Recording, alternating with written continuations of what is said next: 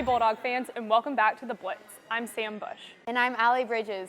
Samford football suffered a tough loss against the Citadel in South Carolina this past Saturday, losing by 1 field goal in overtime. Yeah, Allie, it was a real heartbreaker. Fortunately, though, we have 2 more games coming up, and this weekend we're back at home for homecoming and senior night. We'll catch up with Matt Waters and Mike Grace a little bit later on to talk about that. That's right. We'll also sit down with wide receiver Carell Hamilton and women's basketball coach Mike Morris. And speaking of basketball, both men's and women's basketball are about to start up their regular seasons.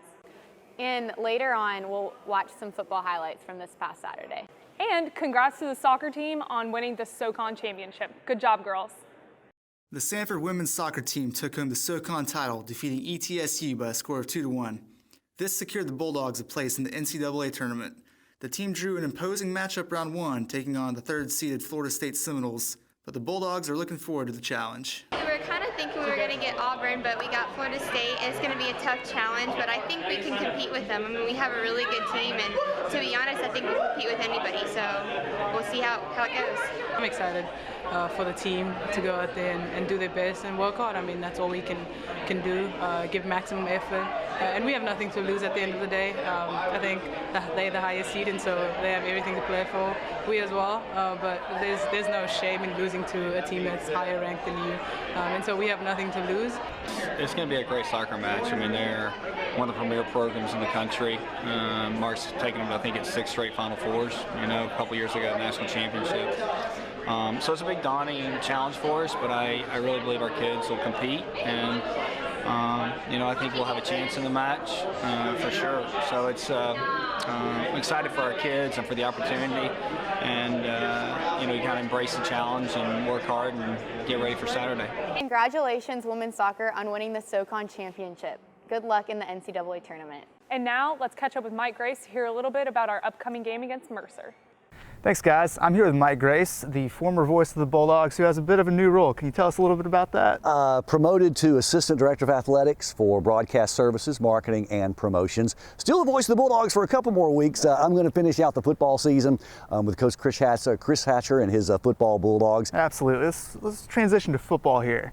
Samford's coming off 2 very tough losses. 2 weeks ago to Mississippi State, and then last week, a tough conference loss to the Citadel in overtime.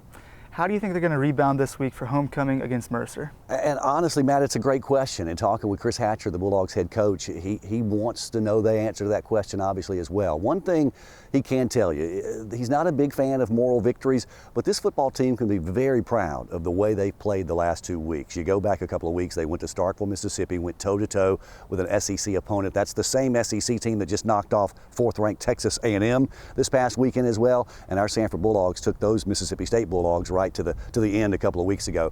The battle at the Citadel on Saturday was heartbreaking. There's nobody associated with this program that's not still crushed by that overtime victory. The team led by 10 with just under 6 minutes to go in that contest. And credit the Citadel. I mean, they made a couple of championship drives and took the game into overtime and then won it in the extra period. And because of that, hey, they are the SoCon champions. They'll have the automatic berth into the NCAA playoffs.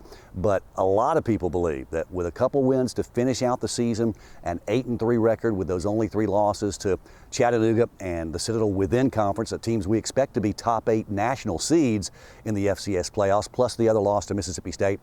A lot of folks still think this Samford football team can make a run in the FCS playoffs. No doubt. Can you tell us a little about Mercer football team? What are their strengths? What are their weaknesses? And how do you think Samford will attack them both offensively and defensively? It's a resurrected Mercer Bear program. These guys had football for years and did away with it in the 40s. It's been back now for 4 seasons. They went directly to a former Southern Conference coach in Bobby Lamb, who was the head paladin at Furman for close to 10 years in the early 2000s. And he certainly knows Southern Conference football. He's done a great job building this program from the ground up. They've done very well from a financial standpoint, a new stadium, a new football facility, but they've also done great with bringing student athletes to Mercer. John Russ is their 4th-year quarterback. He's been the quarterback for every snap, or pretty much every start, since this program was resurrected 4 years ago. And they've been improving every year, Matt. Their first season in the Southern Conference, they only won 1 league game. Last year they won 2. They've already won 3 this season with 2 more to go. So it's a program that, again, started fresh just a few years ago, but they've got a lot of talent, a lot of experience, and they'll be a tough matchup here on Saturday. No doubt at all. Sounds like it's going to be a great night for some Samford football. Hopefully they can come away with a win on homecoming.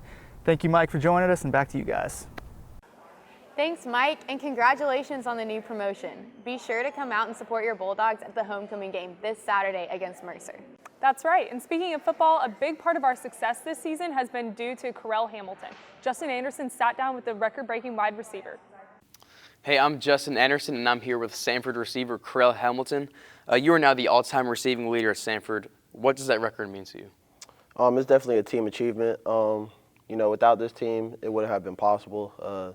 I'm glad Samford gave me the opportunity to play football here, and you just got to thank everybody all the way up, from my teammates all the way up to the head coach, including the trainers, the advisors, and everybody just helped me, continue to play football and make it all the way to this point. And just being able to, capture that record is a great feeling, and it definitely couldn't be done without this team. Offensively this year, you guys are at the top of the charts in almost every category. What makes your connection with quarterback Devlin Hodges so special? Me and Doug we always just try to bond with each other, and we definitely we text each other a lot, call each other, and we'll go out to eat, go bowling, and just try to do things together. And just being able to do things together just builds that trust and that camaraderie, and it kind of makes it, like we know exactly what's going to happen with each other on the field. We kind of can read each other's minds, as you can say, and just being able to just bond with each other and do all that just builds that trust, and that's just really what makes us as strong as we are on the field. Is just that we know what each other's going to do. We know what each other's thinking and stuff like that. So this is your last year at Samford, and you've done a lot during your tenure here. How do you want to be remembered? I just want my name to hold weight. Whenever anybody brings up Correll Hamilton, I want it to mean something, and it wouldn't have been done without Samford, and just being able to have that weight held on my name is a great achievement. That's what they've strived for. That's what they strive for everybody to do, is just to be great. And I was able to do so, and they helped me get to where I was at, and it's just a great feeling. But yeah, definitely just my name to hold weight and be remembered for something great. Yeah, entering the spring, you're going to be one of the top FCS prospects for the draft. Why should an NFL team draft you? Just so I can show them I'm gonna work. I've throughout high school it's been tough for me. Went through bad high school team, and had 4 different head coaches. Had 2 head coaches here, 4 different wide receiver coaches. So just all that just enabled me to keep me on my toes, and so that just shows I'm able to keep on working, and I've been able to prove people wrong and show people that I can do it. And it's been different people every single time, every year, and so I feel like a team should draft me because I'm gonna work, and I'm gonna just prove them wrong. The NFL is just another level for me to just prove more people wrong, no matter what level I'm coming out of. So just the fact that I'm just gonna work my hardest, and I'm not gonna give up, and I'm not gonna give them an opportunity, tell me that I can't play, So that's really it right there, yeah. Well, we're gonna shift gears here. You're gonna try to answer as many of these questions in 30 seconds. All right, we're on the clock starting now. Favorite place to eat in BM? Hickory Tavern. Favorite rapper? Kodak. Funniest guy on the team? Jamerson Blunt. Sport other than football? Basketball. Any superstitions on game days? My socks have to be perfect. Best Coach Hatcher impersonation? How about you, Bulldogs? One place to go in the world, where are you going? Somewhere overseas, like Europe or Spain, or somewhere around there, yeah. Your favorite thing about Samford University? Definitely the environment. How beautiful this place is, how this campus looks is definitely. And that's all the time we have for today. That's Correll Hamilton. I'm Justin Anderson. Allie, Sam, back to you guys. Thank you, Justin, and congrats, Correll, on your record-breaking season. Women's basketball is right around the corner, and Dirk Haldewing sits down with women's basketball coach Mike Morris to talk about the upcoming season.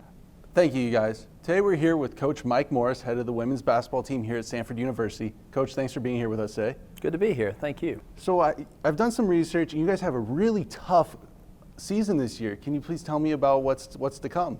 Well, you're right. You didn't have to research much to find out we have a very tough schedule, and that's by design for the most part. We obviously open up at Georgia Tech Friday. We go to Georgia. We go to Kentucky, play at Wake Forest. We've got UAB and Memphis at home. We really try to have a tougher non-conference schedule just to prepare our team, prepare players for conference play. So that's by design.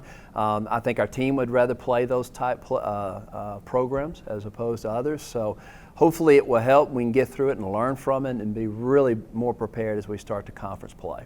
Are there any key games this year that you really think that is a big focus for the season that could be possibly turning points? You know, the UAB game is turned into a rivalry game. Obviously, they're just right here in town, and we've played each other for the last 2 or 3 years, and so we got them at home. I think that's always a fun game and a big game. It's right before finals, I believe. You know, we obviously Wake Forest and Georgia and those type schools will be big games as well. Memphis is our first home game, which is Sunday, the 13th. That will be a big game. So they're all important. You know, they all play a role in helping your team develop as you go into conference play.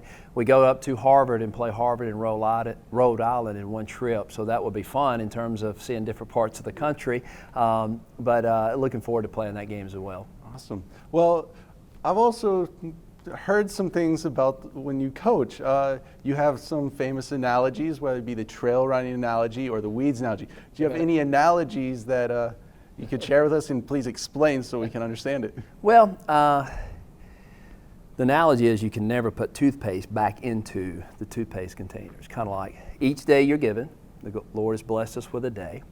Don't waste it. You got practice, don't waste practice. You only have 29 regular season games, don't waste it. The game, you can't get the game back. So, you know, a lot of times we're wasteful early, thinking, oh, we got all kind of time, we all got kind of a bunch of games, a bunch of practices, but we don't want to waste opportunities. So that's the toothpaste one. All right. Well, Coach, I want to thank you for your time and spending with us today. Best of luck on your upcoming season. Back to you guys. Thank you. Thanks, Coach Morris, and good luck on Friday. Wreck Georgia Tech. Men's basketball also has their season coming right around the corner. Let's catch up with Dylan Brantley and Levi Edwards to talk about the upcoming season. Thank you, Sam and Allie. We are here outside of P. Hayden Fitness Center. This is Levi Edwards. I'm Dylan Brantley. And we are here to talk about the most wonderful time of the year with the kids jingle belling and everyone telling you be of good cheer. You thought I was talking about Christmas, did you? Nah, fam.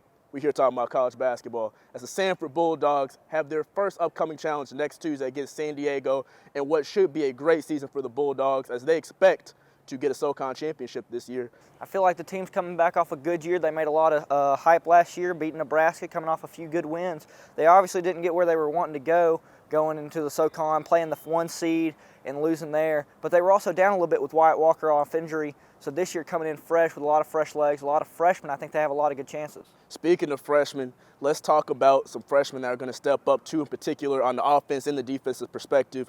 Josh Sharkey, a very great defensive specimen, and my boy Tristan Chambers, who has the sweetest stroke I've seen in a minute for the Samford Bulldogs. So let's talk about them for a minute.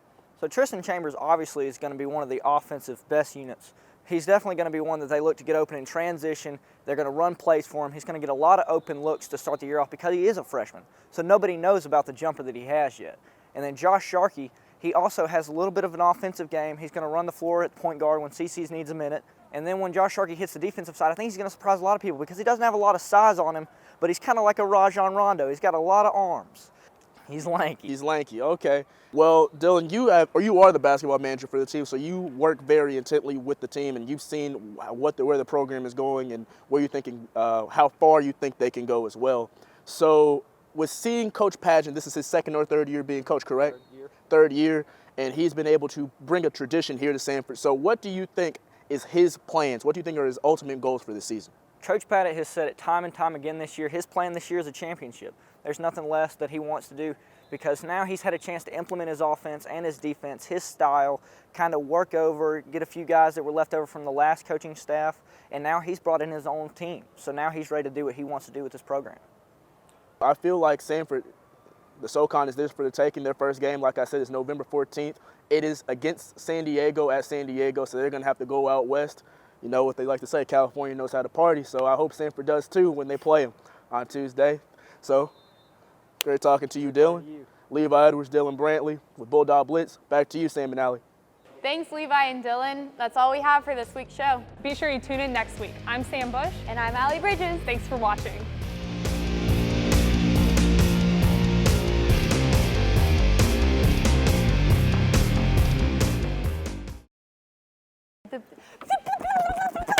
What is wrong with us?